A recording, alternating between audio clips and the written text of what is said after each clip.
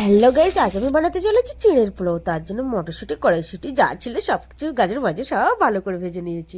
নেওয়ার পরে ওই যে ভুটে মুটে চিড়ের সঙ্গে দিয়ে ওই যে ফ্রাই করে ফেলেছি। আর সেই ফ্রাই করে চিড়ে আমার অঙ্কুর খেতে বসে গেছে।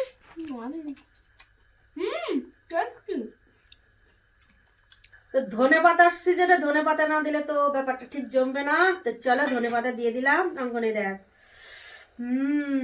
দেখি কে কেমন বানিয়েছি। মোটামুটি খুব ভালো হচ্ছে না। হ্যাঁ, নিজে রান্না করেছে বলে যে নিজের ডাক নিজেই পেটাবো এমনটা না, মোটামুটি চলার মতো।